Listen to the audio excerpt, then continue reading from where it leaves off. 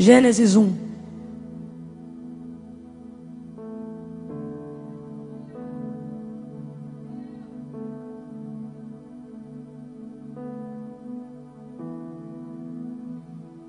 No princípio, criou Deus os céus e a terra era sem forma e vazia, e havia trevas sobre a face do abismo, e o Espírito de Deus se movia, pairava sobre a face das águas. E disse Deus, diga comigo, e disse Deus, haja luz, e houve luz. Viu Deus que a luz era boa, e fez separação entre luz e trevas. Chamou Deus a luz dia e as trevas noite. Houve tarde e manhã do primeiro dia. Verso 6 vai dizer o quê? E disse Deus. Vamos lá, diga de novo, mais uma vez. Haja um firmamento no meio das águas, e haja separação entre águas e águas. Fez Deus o firmamento, e fez a separação entre as águas que estavam debaixo do firmamento e as águas que estavam por cima do firmamento, e assim foi. Chamou Deus ao firmamento o céu, e houve tarde e manhã do segundo dia. Verso 9 diz o quê? Verso 9 diz o quê? E aí vai terminar dizendo, e assim foi. Verso 11 diz o quê? E o verso 11 vai terminar dizendo, e assim foi. Verso 14 diz o quê? E vai terminar a narrativa no 15 dizendo, e assim foi. Verso 20 diz o quê?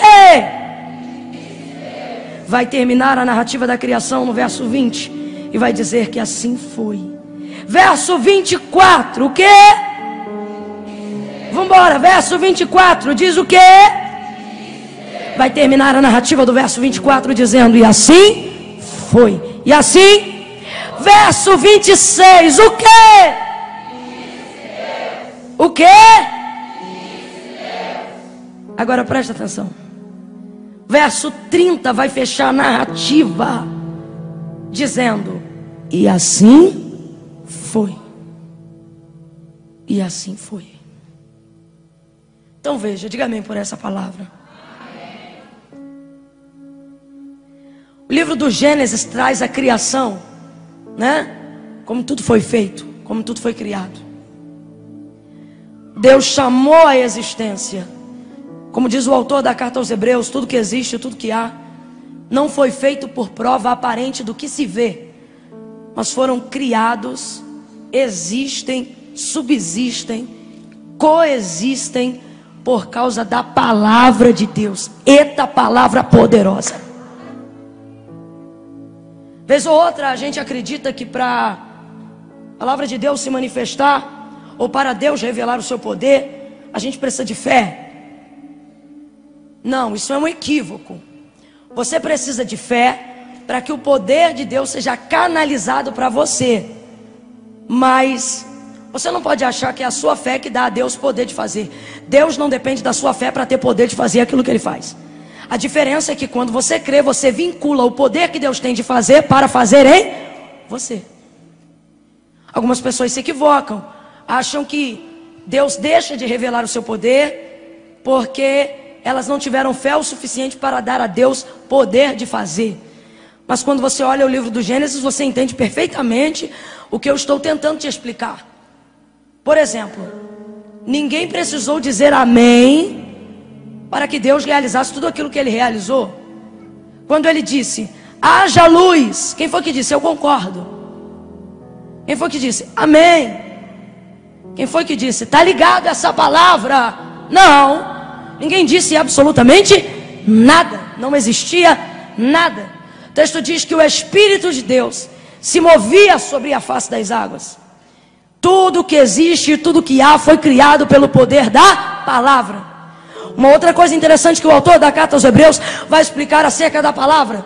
Ela é independente, viva, eficaz. A palavra de Deus é tão poderosa que às vezes eu não sei se sou eu que estou fazendo uso dela ou se é ela que está me usando. Ela é viva.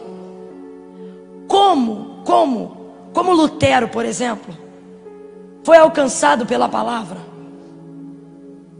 sem que ninguém pregasse, sem que ninguém o desse uma nova visão, uma revelação do Evangelho ou do cristianismo. Apenas com a leitura do texto, pela leitura do texto, uma vez que sabia falar o latim tão bem quanto o inglês, quanto o alemão, compreendeu, absorveu completamente a palavra, e ela manifestou nele uma libertação verdadeira por intermédio da verdade. Conhecereis a verdade. Que verdade? A verdade da palavra de Deus. Conhecereis a verdade e a verdade vos libertará. Eu conheço uma série de testemunhos de pessoas que foram alcançadas apenas lendo a palavra. Gente que não precisou necessariamente que alguém ministrasse uma revelação, uma palavra para a vida daquela pessoa. A palavra de Deus faz com que as coisas aconteçam.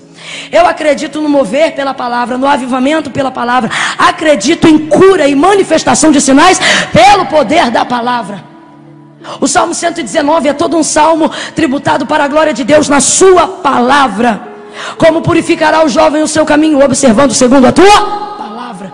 Escondi a tua palavra no meu coração para não pecar contra ti. Vivifica-me, ó Deus, segundo a tua palavra, porque os meus ossos estão apegados ao pó. Vivifica-me, ó Deus, sim, vivifica-me pelo poder da tua palavra. Oh, aleluia, aleluia. A palavra de Deus é fortaleza, a palavra de Deus é escudo. Palavra tem poder de abater, palavra tem poder de levantar, palavra tem poder de levar, palavra tem poder de trazer. Palavra de Deus. Os discípulos trabalham toda noite, e não apanham nada. Pedro agora já está lavando as redes, extremamente triste, porque havendo trabalhado toda noite não apanharam nada.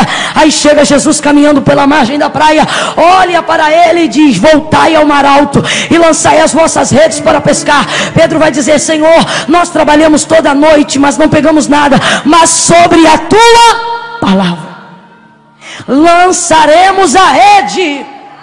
E lançaram a rede e pegaram muitos peixes. Numa outra ocasião, depois da ressurreição de Jesus, os discípulos voltaram para pescar com Pedro, e estão lançando a rede, mas não estão pegando nada. Jesus Cristo ressurreto aparece na margem da praia, olha para eles de longe, e eles não reconhecem que é Jesus. Aí Jesus diz: filhos, tendes o que comer? E eles respondem: não, Senhor.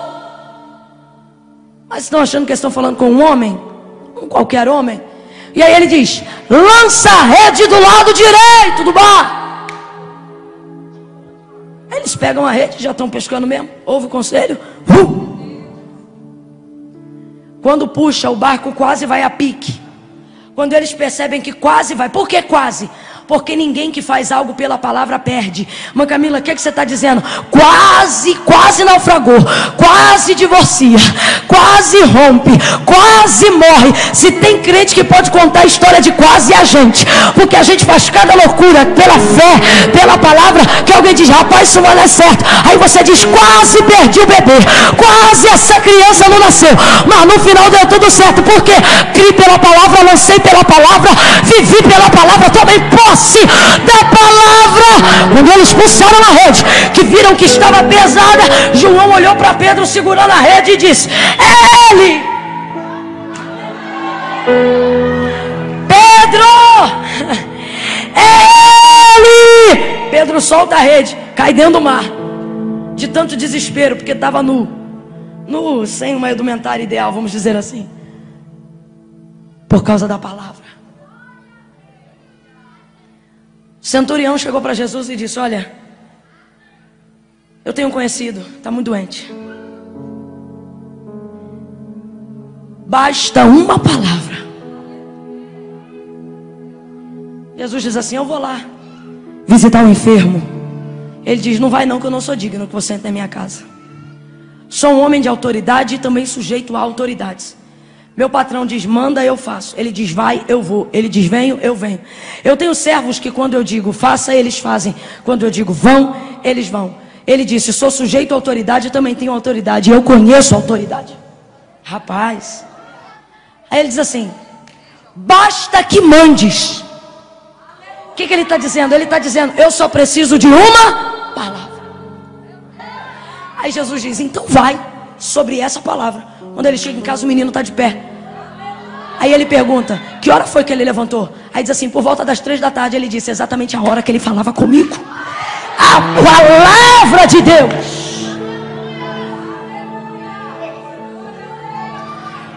Quando esse mundo viveu um dos maiores homicídios coletivos, é genocídio que a gente chama quando a morte é coletiva. Então, um dos maiores genocídios da história. Nós estamos falando do Holocausto. Dentre todos os livros de conhecimentos gerais e etc., que Hitler tacava ao fogo, a principal busca foi pelo livro que na época ficou conhecido como da capa preta. Porque não tínhamos a variedade de Bíblias. Hoje tem capa de tudo que é jeito. Mas antes era o livro da capa preta. Queimem todos os livros da capa preta. Porque enquanto houver isso, haverá princípio, haverá doutrina, haverá diretriz, haverá parâmetro, haverá base, haverá direção, haverá Deus. Deus se manifesta pela sua palavra. Quem está me ouvindo, diga amém. Por isso João, quando vai falar de Jesus, não fala o nome do seu pai, não fala o nome da sua mãe, não fala da árvore genealógica da casa de Judá, não fala da árvore genealógica da linhagem de Davi. Ele já abre a narrativa do seu texto entendendo que Jesus estava no princípio, porque ele era a manifestação da palavra. Aí ele abre a narrativa dizendo, no princípio era o verbo. Verbo aqui não é voz, verbo aqui é palavra. No princípio era o verbo estava com Deus, o verbo era Deus. Nele estava a vida, ou seja, a vida está onde? Na palavra. Porque quem é a palavra? A expressão física, material, visual, tátil, olfativa de tudo aquilo que Deus é. Por isso ele diz, busquem e conheçam as palavras de vida, porque aquele que tiver as palavras de vida também terá nelas a vida eterna. Palavra. Então você precisa entender que o que vem da boca de Deus e o que vem da palavra de Deus é tão forte, que não tem como ser de outra maneira senão acontecer exatamente como Deus falou, porque a sua palavra é a verdade, a sua palavra é o poder. Quando você olha o livro do Gênesis, você vê isso que nós estamos falando aqui nessa manhã. O texto vai dizer sobre muitas coisas: luz, sol, lua, estrelas, separação entre luz e trevas, terra, semente, erva, espécies, animais, relva, selva, feras, mares, oceanos, espécies para eles, natureza, criação, vapor, semente, regada, produção, manutenção, firmamento. O núcleo da terra tem a gravidade que puxa para baixo. Por isso que na terra tudo que vai para cima cai. É um campo que nós chamamos fora do que entendemos como a gravidade da atmosfera de cima. Em contrapartida, tudo que você joga para cima da atmosfera não desce, sobe. Aí eu me lembro de Davi salmodiando o Salmo de número 8 e dizendo: aquele que é da terra manda só no que é da terra, mas aquele que é do céu manda no céu e manda na terra, porque os céus são mais altos do que a terra. Manda no céu, manda na terra, manda em tudo que existe e que há na terra, no meio da terra e embaixo dela. Deus é Senhor de tudo que já foi criado. Se tem alguma coisa que não foi criado, Ele também é Senhor. Ele é Senhor de tudo que nós temos consciência, e daquilo que não existe consciência, Ele também é Senhor. Ele é Senhor de todos os planetas, de todo o sistema solar, de tudo que você conhece. Ele é Senhor dos planetas existentes que a gente ainda não conhece, mas Ele também já é Senhor de todos eles. Tudo isso Ele fez e criou pelo poder da sua palavra. Quando Ele criou o homem, matéria-prima do barro, soprou em suas narinas o fôlego de vida, deu ao homem vida, fez ao homem alma vivente. Isso também foi feito pelo poder da sua palavra. Quando Ele estabelece o firmamento, isso é uma das coisas que eu acho mais interessante. Obedecem Ele.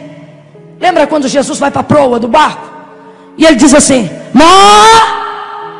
aquieta-te, vento, acalma-te. E imediatamente fez-se bonança. Os discípulos olharam e disseram: quem é este que até o vento e o mar lhe obedecem?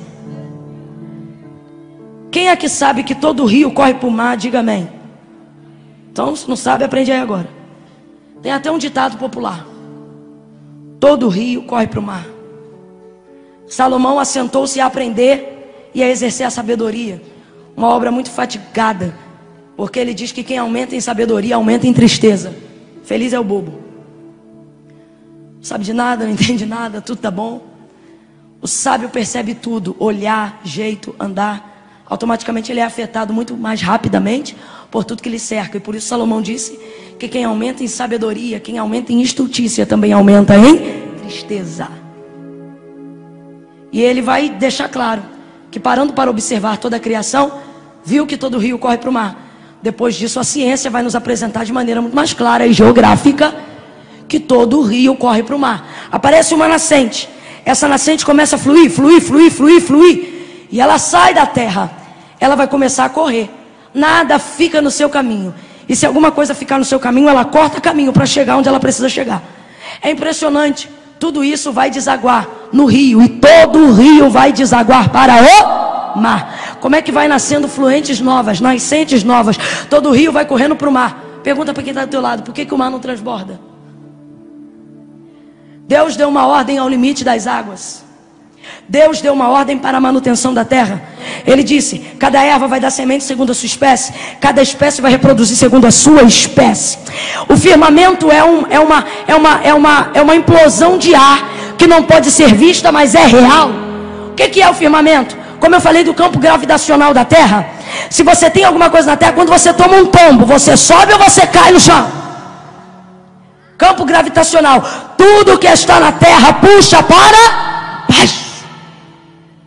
Tudo que está no céu puxa para cima. Antes do firmamento, antes da atmosfera, que difere a atmosfera terrestre e a atmosfera dos céus, o que está embaixo é firmamento de baixo, o que está em cima é firmamento de cima. Quem é o firmamento? O firmamento é a linha invisível de ar que fica no meio, determinando o que é de cima e o que é de baixo. Se você falar assim: tire uma foto do firmamento, o firmamento não sai na revelação da foto. Ele é como o vento que sopra. Você sente, ele é real, ele é existente, mas você só percebe a sua existência quando ele se movimenta em alguma coisa. Quando é que você sabe que está ventando? Ou quando você sente a brisa no seu rosto, ou quando a folha balança na sua frente. Assim é o firmamento. Como é que a gente sabe quando o firmamento existe? Porque do firmamento para cima, tu solta o homem no ar e ele flutua. Do firmamento para baixo, tu solta o homem para o ar e ele cai. Deus olhou o firmamento e disse: você respeita esses limites. E as águas? Vem a onda, você pensa, vai inundar tudo, daqui a pouco ela recua. Tudo obedeceu, tudo obedece a sua palavra. Diga um glória a Deus pela criação divina. Agora preste atenção, que eu quero te chamar a atenção para isso aqui. Ao término de cada parte da etapa da criação, vai começar dizendo: e disse Deus.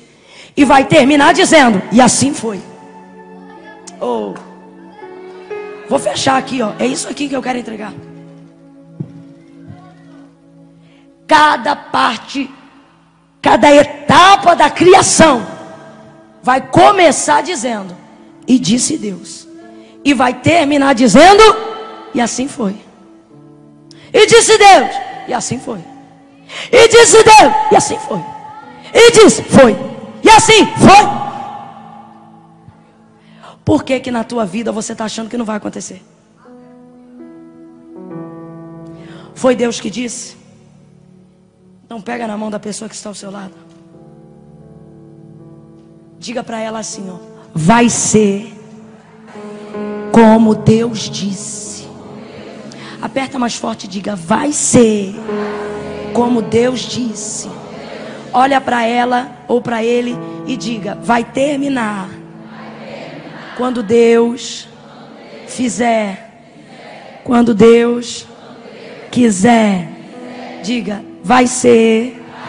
Sacode ela e diga: vai ser exatamente como Deus disse. Você pode glorificar a Deus, porque o Senhor liberou uma palavra sobre nós e Ele nos trouxe aqui para dizer que assim será.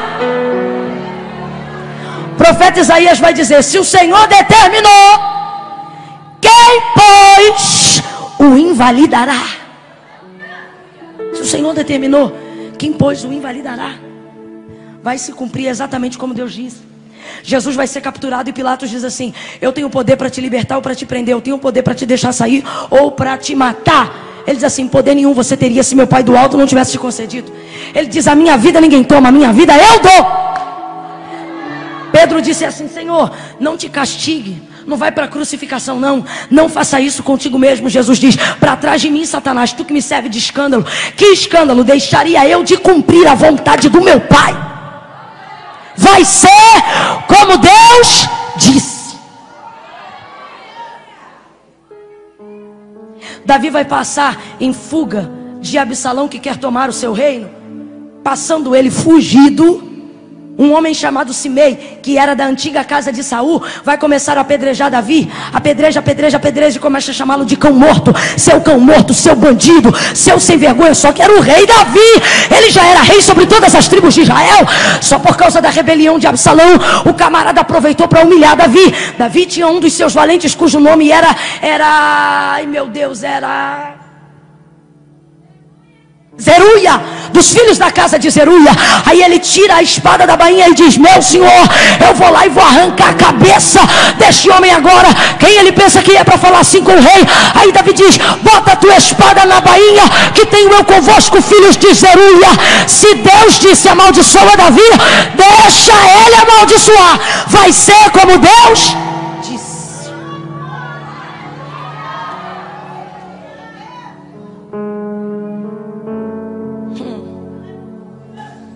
Agora também tem aquilo. Tem a parte da prova. A parte que você diz: Deus, que luta é essa? E ele diz: eu usei o vaso, falei que ia soprar um vento. E é tão interessante quando Deus diz isso. Sabe por quê, gente? Porque quando ele diz assim: vou eu te dar vitória, conta no mínimo um ano. No mínimo um ano. Mas quando ele diz: vou eu te provar, você mal chega em casa, o telefone já toca no meio do caminho e o vento já sopra. Não é assim? Vai ser como Deus disse. Deus disse e assim foi. Por que você está achando que na sua vida não vai ser como Deus disse? Mas Camila, porque eu não sou tão fiel a Deus. E quem disse que Deus falou porque você é fiel? Deus liberou porque Ele é fiel para cumprir a sua palavra. Agora tem a parte da honra também. Ao terceiro dia, Jesus ressuscitou. Quem é Jesus? Verbo vivo, Filho do Deus vivo. Ele disse várias vezes, pelo menos 4, que ele iria ressuscitar ao terceiro dia. Está todo mundo chorando, desesperado. Por quê? Porque o nosso rei morreu, nosso Senhor morreu. Mas no terceiro dia, Jesus ressuscita. Vamos embora, gente. No terceiro dia, Jesus. Por quê? Vai ser como Deus disse. Entenda, eu não estou dizendo vai ser como Deus quiser. Eu estou dizendo vai ser como Deus. Porque tem uns irmãos que a gente pergunta: ei, irmão, como é que você está? Ele diz assim: como Deus quer. Me dá vontade de perguntar: é como Deus quer mesmo? Pode ser que Deus tenha um querer, mas antes de um querer, Deus revela uma decisão. Não é como Deus sente, é como Deus fala. O que Deus falou acerca de você é o que Ele está mandando a gente ressuscitar na nossa memória hoje. O que foi que Deus disse acerca da tua casa? Quais foram as palavras que Deus liberou acerca desse homem, desse marido? Quais foram as palavras que Deus liberou acerca dessa esposa, desta mulher? Deus te trouxe aqui para te dizer: não importa o que você está vivendo agora, a minha palavra não volta. Vai ser como eu disse. Ser como Deus disse. Vai ser como Deus disse. Eu tenho uma palavra que o Senhor me confiou ali em João 20, aonde eu digo o que eu disse aqui, que Jesus falou pelo menos 4 vezes que ressuscitaria dentre os mortos. Mesmo assim, Eles esqueceram completamente e só choravam pela dor de sua morte. Quando Jesus reaparece para Maria, ele disse: vai lá e fala que eu vou para o meu Pai, vosso Pai, meu Deus, vosso Deus, e eu vou lá aparecer para eles. Agora veja, Jesus falou, presta atenção, Jesus falou 4 vezes que ressuscitaria, 2 por parábolas, uma de maneira direta e uma por enigma. Nas 4 vezes que ele falou, os discípulos ouviram. Falou diretamente para os discípulos, falou diretamente para as mulheres que investiam no seu ministério: ele vai ressuscitar. Quando Jesus morreu, os discípulos se enclausuraram dentro de uma casa. As mulheres choravam sem parar, copiosamente. Agora, os inimigos prepararam uma oferta. Os sumos sacerdotes chegaram a Roma, chegaram à guarda romana e disseram: pega isso, coloca os guardas na porta, porque este aí, quando estava vivo, dizia que ao 3º dia levantaria. Escuta isso, escuta isso. Para quem ele falou, com quem ele disse, todo mundo esqueceu, porque a dor te faz esquecer do que Deus disse na hora que está doendo. Agora, os inimigos financiam uma mentira que é apregoada entre os judeus até hoje. Bota 4 guardas na porta, porque se os discípulos quiserem roubar o corpo dele, depois vai sair a notícia que ele ressuscitou, porque os discípulos roubaram o corpo dele. Então, bota 4 guardas na porta, porque quando ele estava vivo, ele disse que ia levantar dos mortos. E aí, se os discípulos roubarem o corpo, ou ele levantar, pior será a última coisa do que a primeira que ele nos fez. Os inimigos estão lembrando o que Deus disse. Os inimigos estão se mobilizando para tentar evitar a realização do que Deus disse. E os discípulos estão dentro de uma casa chorando. E Maria Madalena está de um lado para o outro desesperada. Por quê? Porque esqueceram o que Deus. Não deixa a dor que você está sentindo agora roubar o que Deus disse antes de começar a doer. Ah, Deus falou que ia salvar meu casamento, mas é a 2ª traição desse homem. O que foi que Deus disse? Não importa o que está acontecendo agora, o que precisa governar a sua vida foi a palavra que Deus disse antes de acontecer tudo o que estava acontecendo agora. E disse Deus, e assim foi. E disse Deus, e assim foi. Vou finalizando aqui, Gênesis 21. E o Senhor visitou a Sara, como disse que faria. E Sara gerou e concebeu um filho no tempo determinado que Deus disse. Olha para ela de novo e diga: vai ser como Deus disse. Alamanta cantaramachoia. Pelo Espírito de Deus, eu quero resgatar a consciência do seu entendimento nessa manhã e te perguntar o que Deus disse a seu respeito. Porque não importa quanto tempo você está esperando, nem o que você está vivendo agora. Deus nos trouxe aqui nessa manhã para dizer: vai ser como eu disse. Fica de pé do seu lugar, por favor. Vai ser como Deus disse. A serpente, quando entrou no Éden, quando entrou no jardim, melhor dizendo, ela apareceu para Eva e disse assim: olha isso. Não foi assim que Deus disse? A narrativa da serpente com Eva começa tentando reproduzir o que Deus disse. Não foi assim que Deus disse? De toda árvore, de todo fruto de árvore que tiver no jardim, podereis comer. Porém, da árvore, do fruto que está no meio do jardim, dela não comereis. Porque no dia que dela comerdes, morrereis. Ele diz assim: não foi assim que Deus disse?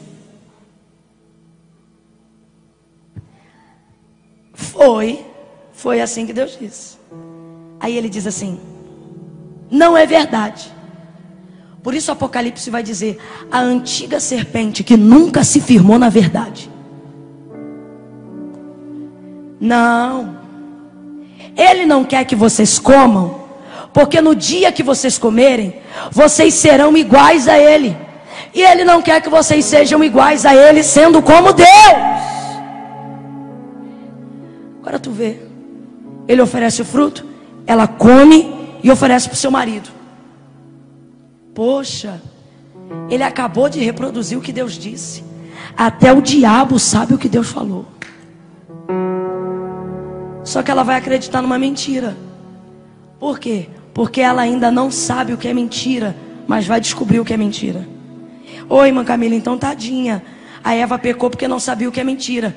Eu posso não saber o que é mentira, mas já sei o que é verdade. E não importa o que eu não conheço, importa o que eu sei. E o que eu sei é o que Deus disse. E se foi isso que Deus falou, não importa o que você ou qualquer outro me diga depois. Paulo, pregando sobre o evangelho, vai dizer: ainda que em vosso meio apareça alguém pregando outro evangelho, ou seja, uma coisa que você ainda não conhece, fica com aquilo que você conhece. A verdade. Presta atenção. Você pode ainda não saber tudo que você ainda pode ser, tudo que você ainda quer, tudo que você ainda é. Tipo, eu não sei quem eu não sou, mas já sei quem eu sou. O que forma a minha identidade? As coisas que eu reconheço de mim que eu tenho. Ah, você é assim? Não sou assim, sou assado. Eu me conheço. Ela acabou de proferir a verdade, mas Eva optou pelo desconhecido. E você está hoje aqui preferindo acreditar no que pode ser do que no que Deus falou que será. Deus falou: vou salvar teu marido. Aí o tempo passa, você diz: pode ser que sim, ou então pode ser também que Deus recolha ele. Deus está dizendo: eu não liberei nada sobre pode ser, eu liberei uma palavra. Eu disse. Gênesis 21, Deus cumpriu, fez Sara gerar no tempo determinado que Ele falou. Mãe Camila, o que você está dizendo? Nessa manhã Deus quer que nós relembremos as nossas promessas, a despeito das nossas frustrações, a despeito da nossa dor. Ele quer que nós tragamos à nossa memória o que foi que Ele disse. Ai, irmã Camila, mas eu estou numa luta tão grande. O que foi que Ele disse antes de começar a doer? Porque não é a dor, não é o que você está vivendo agora que tem o poder de desmanchar o que Deus falou. Com todo respeito, as pessoas do candomblé, diferente de qualquer outra religião, a gente não está aqui e não tem obra de desmanche que desfaça o que Deus disse. O texto revela o poder da palavra e diz assim: a palavra de Deus faz tudo o que lhe apraz. Uma vez liberada, não volta vazia. Antes, ela realiza, ela executa aquilo que foi ordenada para fazer. Por isso que quando Jesus dizia a um homem levanta, ele levantava. Por isso que quando Jesus dizia a alguém seja curado, ele era curado na hora. É o poder de sua palavra. Bota as duas mãos no coração. Quando eu digo coração, eu não estou falando do músculo de carne, o músculo que bombeia o sangue do nosso peito, não. Estou falando do centro das emoções. Mas como a gente reage aqui, bota as duas mãos no coração. Glória a Deus. Fecha os olhos.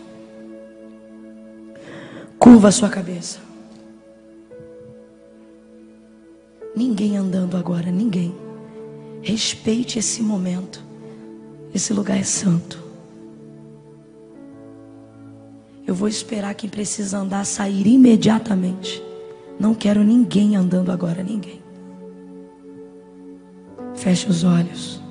Curve a cabeça. Bota a mão no coração.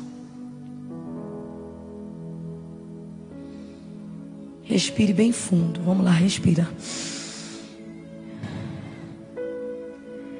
Senhor, nosso Deus, nosso Pai, aos irmãos que estão aqui nessa manhã tão gloriosa, aqueles que estão acompanhando, talvez num ao vivo pela internet, ou posteriormente pelo YouTube, como mensagem gravada. Deus, todos nós agora nos colocamos humildemente diante de Ti. Em primeiro lugar, para confessar as nossas fraquezas, te pedir perdão, Senhor, por todas as vezes que duvidamos, por todas as vezes que a nossa incredulidade foi maior do que a fé. Nós nos envergonhamos, nos arrependemos de ter questionado, murmurando, falando, conversando, duvidando, expressando o tamanho da nossa incerteza acerca das coisas que saíram da Tua boca ao nosso respeito.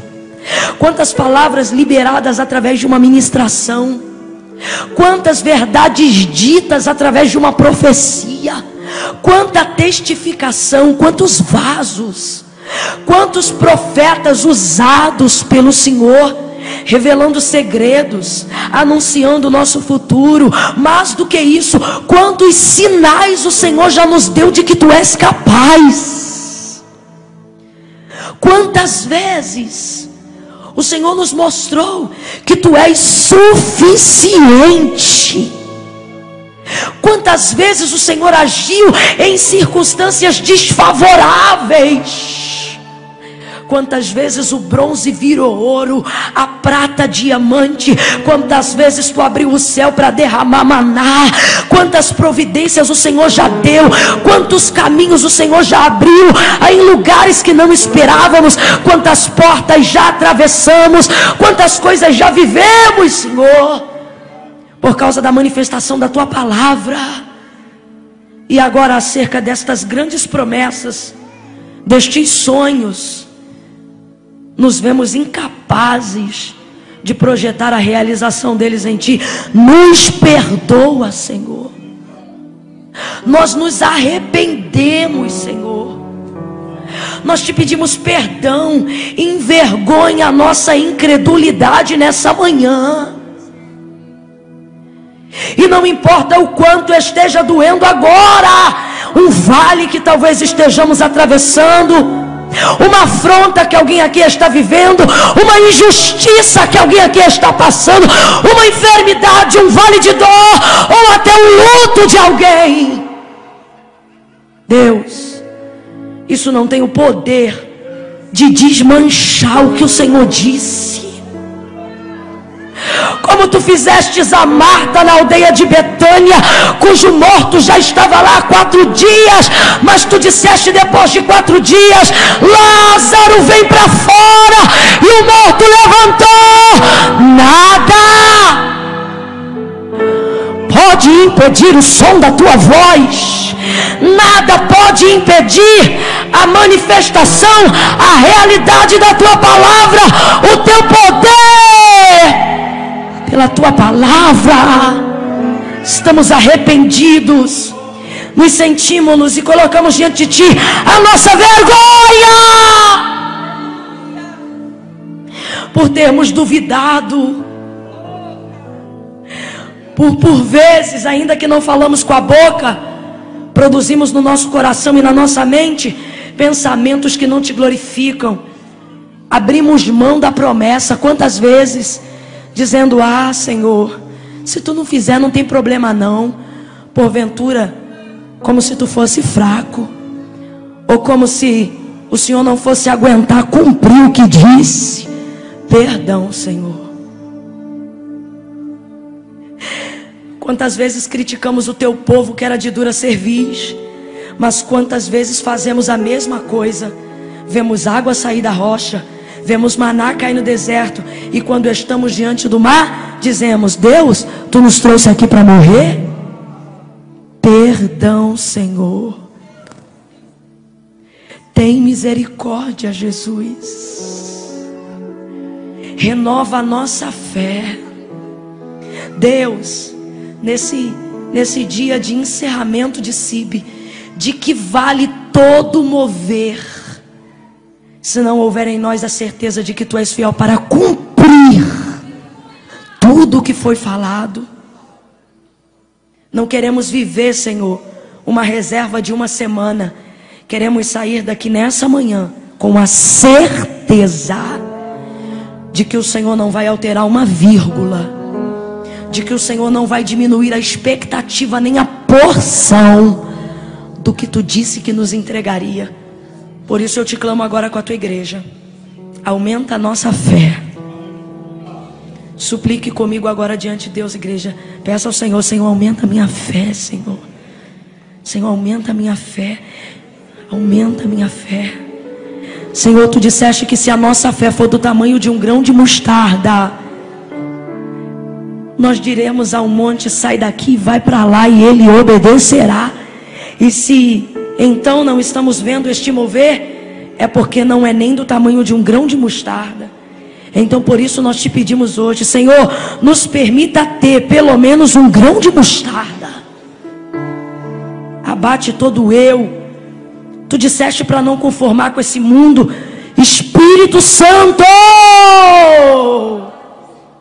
enche-nos de Ti.